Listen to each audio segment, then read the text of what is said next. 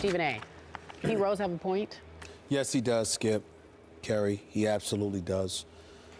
Skip, as you well know, I've been on the record on many occasions.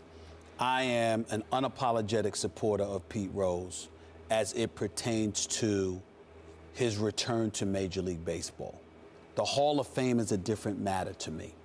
If you want to keep him out of the Hall of Fame because he shamed the sport by compromising the integrity of the game, I understand that. I'm of the mindset that, you know what, the Hall of Fame is, I mean, it's illustrious. It's not a Hall of Shame. It's not infamy.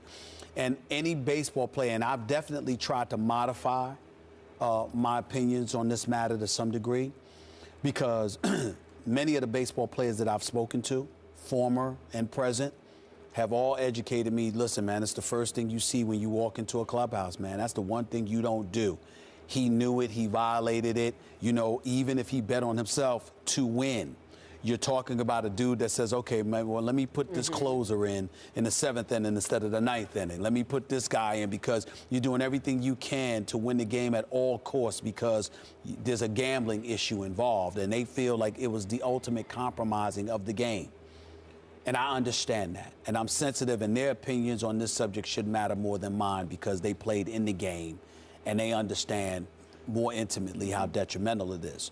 But just for my 2 cents, we live in a society where murderers, rapists, pedophiles, thieves, the list goes on and on, get second chances.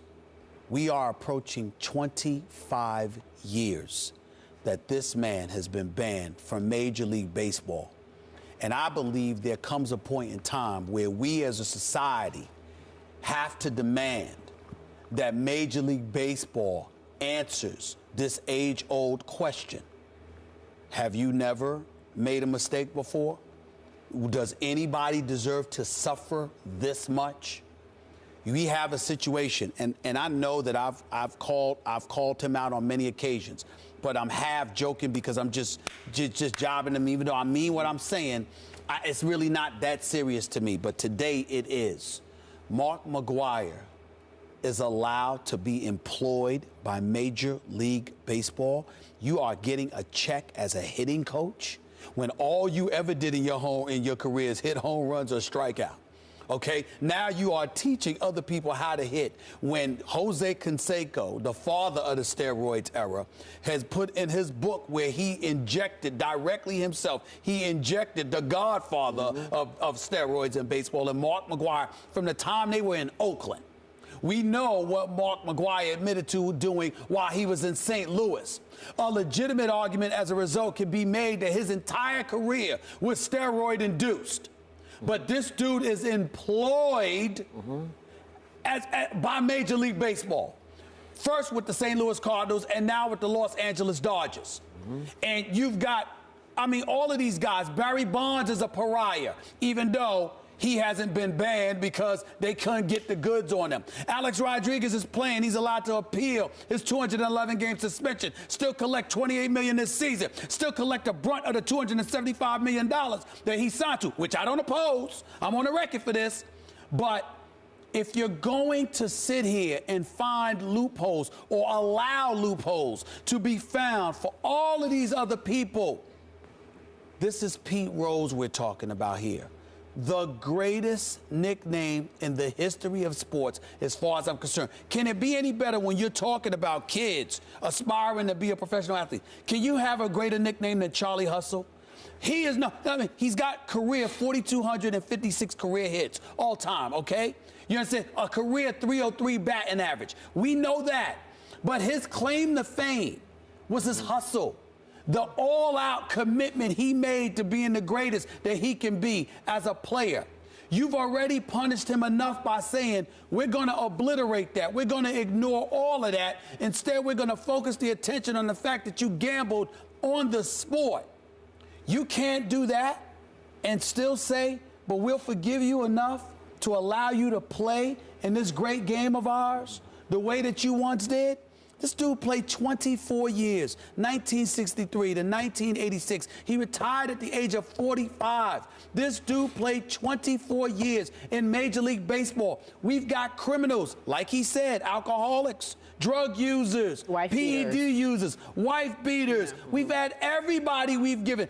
Steve Howe was a 7-time drug offender. That means he was allowed back 6 times. And you can't give this man a second chance? I think it's an indictment against Major League Baseball and anybody who supports them that were born in this country.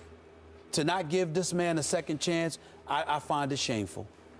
That was an eloquent speech you just delivered. Yes, but I disagree with your very premise. Pete Rose should never, ever be allowed back in baseball or in its Hall of Fame. And I'll tell you why. Let's deal with his quote first. He's right in principle that if he had chosen another vice, even, as Kerry brings up, wife beating, if he'd chosen that vice, he wouldn't have been punished nearly as severely as he's being punished to this day. But let's be honest about this. You don't pick your vice, it picks you. Am I right about that? Okay. Well, he didn't pick gambling, it chose him. He was an addicted gambler. He could not stop gambling even on his games that some people reported games he played in, but for sure it was proven that he bet on games he managed. Don't get me started on the depth of the threat to the very credibility and integrity of the game than a manager betting for or against his team, whichever he did, even if he bets for his team. It is so destructive to the very core, the very essence of the sport of baseball. To this day, the specter of Pete Rose hangs over every clubhouse in Major League Baseball. They all know what is still happening to Pete Rose. They all know that if they dare to bet on a game, even betting for their team, this is what they risk: a lifetime ban. Unfortunately, when it comes to PED use, we had Mike Trout bring it up yesterday. We don't have a lifetime ban. You can't get banned for life yet. We hope it's, or at least I hope it's going in that direction. I would love to see that happen, because once you ban someone for life, it is a resounding impact on the whole rest of the sport. And to this day, whether he likes it or not, Pete Rose is serving a crucial role as a deterrent to all the young players. Ooh, Charlie Hustle, he's still out. They will not let this man back in. That's unfair, but boy, it's scary, so I shouldn't even think about this. Even though I have tendencies to gamble, I can't start gambling on baseball. They don't want you betting on anything, obviously, dealing with bookmakers. But in this case, Stephen A., I'm for it. I'm with it. I like Pete Rose personally. I've talked to him several times before. Seems like a decent guy, even though he's lived a crazy life. See his reality show. But Stephen A., in this case, you cannot let him back in and undo all the good that you've done. The message that you delivered would be undone because he crossed a line in this sport, in any sport, you cannot cross. Well, see, you're looking at it differently. You put it that way, Skip. Those are plausible arguments. I would find it very, very difficult for even myself to refute anything that you're saying. The problem is, Skip, there are other things that have compromised the integrity of this game. Some would say just as significantly. And again, I brought up Mark McGwire for that very reason.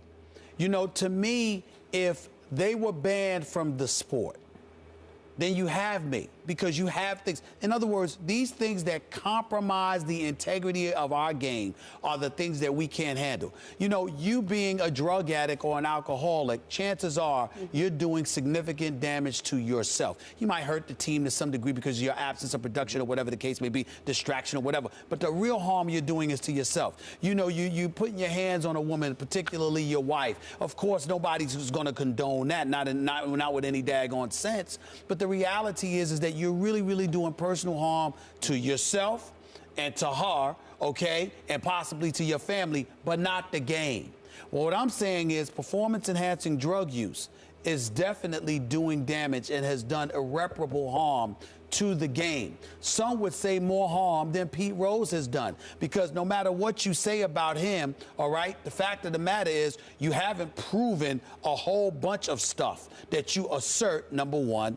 Number two, the game was being celebrated, America's national pastime. And number three, and more importantly, none of us went back and looked at the games and say, all right, what games did he bet on? What happened? Oh, he did this and that to the game. We're talking about the dangers of what it could have done.